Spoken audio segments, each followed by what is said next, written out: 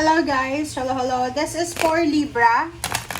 Okay Libra, welcome dito sa aking channel, Kapalaran 888. Welcome Libra. Alamin natin kung anong messages, vibration, energy gabay para sa lahat ng Libra.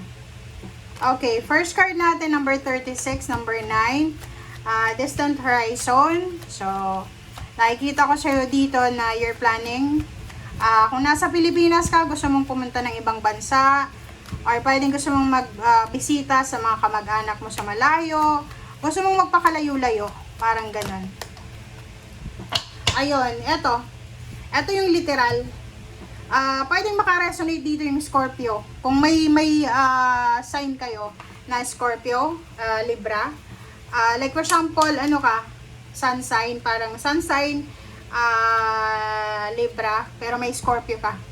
Okay? So, sinasabi ng bara sa'yo dito na posibleng you're planning to search or maghanap ng trabaho sa international. Okay? Siguro napapagod ka na. Siguro pagod ka na sa ginagawa mo, sa trabaho mo, sa obligations mo.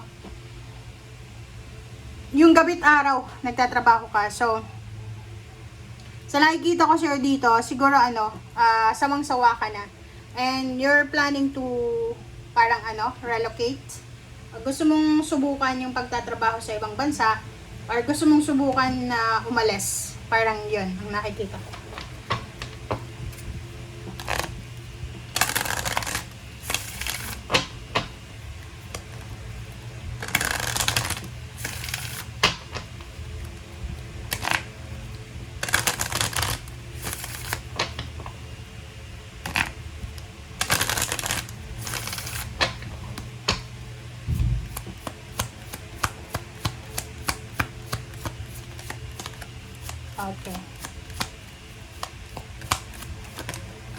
Okay. You have two cards here. So, first is protection and ready, set, go. Wow! So, yun. Libra, makinig ka Libra. So, if you're planning na mag-travel, mag-relocate, umalis, kung plano mo lang, sinasabi ng baraha, you need to be ready na gawin siya. Perfect moment ito para gawin kung ano yung kailangan mong gawin. Okay? Huwag kang mag-alala. Ikaw, yung loved ones mo, yung plano mo, your possessions, you're safe and protected by heaven. So, yun yung sinasabi ng baraha. Ituloy mo na kung ano man yan. Ituloy mo na kung ano man yan ng mga plano nyo sa buhay. Okay? Protektado naman kayo ng langit at ng universe. So, wala kang dapat na ipag-alala. Kung feeling mo, napapagod ka na, hindi ka na masaya, so oras na para gawin yan. Okay, so there's a King of Cups and Knight of Pentacles. So sa nakikita ko sa'yo dito, sinasabi ng baraha sa'yo na magkakaroon ka ng emotional peace because of financial blessings nito. So siguro sa ngayon, peaceful naman yung buhay mo, pero mas magiging mas peaceful yung buhay mo kung yung financial needs mo ngayon ay mapoprovide mo yan or makukuhanan mo yung solusyon. Okay? Next is the Lovers and the Four of Cups. So, dito, sinasabi ng baraha sa'yo dito na offer to. So, kung ikaw ay nangangailangan Libra ng relationship, kailangan mo ba ng relationship, ng kaibigan, ng karamay?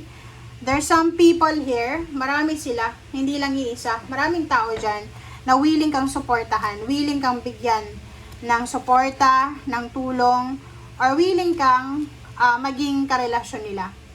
Sa nakikita ko sa'yo dito, may kailangan kang tapusin muna.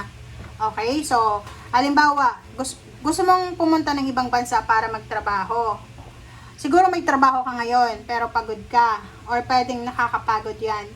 So, ang sabi ng baraha sa'yo, tapusin mo daw muna. Okay? Tapusin mo muna yung mga obligations mo sa Pilipinas or kung nasaan ka man sa ngayon. Okay? And then after that, tanggapin mo na kung ano yung pagbabago na ito na gusto mong mangyari sa buhay mo. Parang ganitong lang yun. May trabaho ka, tapos may nag-o-offer sa'yo ng another job. So, bago ka mag-jump sa new job mo, dapat klarado ka na sa past job mo. Okay? So, sinasabi ng bara sa'yo na huwag kang mag-alala para sa future mo to.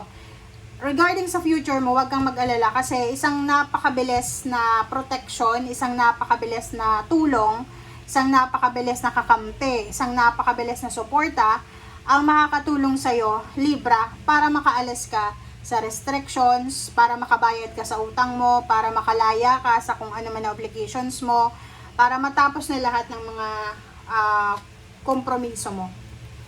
Okay? And nakikita din natin dito, Libra, na ihanda mo yung sarili mo kasi sobra-sobra kang magiging masaya. Bakit? Kasi may darating sa'yo na pera. Ang perang ito ay malaking halagang perang ito. Pwedeng galing yan sa Aries na kapamilya or Leo or water sign, Pisces, Scorpion, Cancer. Okay, sa ngayon, kailangan mo munang maghintay. You need to be patient na maghintay. Ituloy mo lang yung ginagawa mo. Mahirap, mabigat yung ginagawa mong trabaho, obligations, but walang overnight success. Kahit sabihin natin na, okay, there's a miracle na darating sa'yo, yung miracle na yan, there's a perfect timing para dyan. Hindi yan yung ura-urada. Darating yung milagro sa panahon na hindi natin ini-expect. Okay, so dito sa baraha, ang problema lang dito, yun na nga, plano mong umalis, plano mong maghanap ng success sa ibang lugar. Ang problema dito, yung iba sa inyo dyan, parang hindi kayo decided or parang naguguluhan kayo, confused kayo kasi natatakot kayo na baka yung pupuntahan nyo ay hindi kumbaga maganda, hindi compatible sa inyo. The Tower. Natatakot kayo na baka mag-fail kayo sa mga plano nyo. Natatakot kayo na baka bumagsak kayo sa direksyon na pupuntahan nyo. So, sabi ng bara sa'yo dito, kung natatakot ka, okay, mag-research ka. Okay, huwag kang gagawa ng desisyon na hindi ka ready. Kaya nga sabi dito, bago ka mag-set, bago ka mag-go, mag-ready ka muna. Okay, di ba yung militar ganon, pupunta sila sa gera, dapat prepared sila. So, ganun din sa'yo. So, if you're planning to travel para maghanap ng trabaho, kahit nga yung travel para mamasyal, kailangan natin ihanda ang sarili natin. Kailangan natin i-print out yung mapa para alam natin yung direction. Ganun yun. So, kung plano mo or balak mong pumunta sa bansa na yung lingwahe ay hindi mo alam, mag-aral ka muna. Ihanda mo muna yung sarili mo. May mga culture shock, so kailangan ihanda mo yung sarili mo sa kung ano yung dadatnan mo, and yung mga lingwahe, yung pagkain, or basta ihanda mo yung sarili mo para hindi ka magsisi or hindi ka ma-stress or ma-depress. Okay? Thank you. Bye!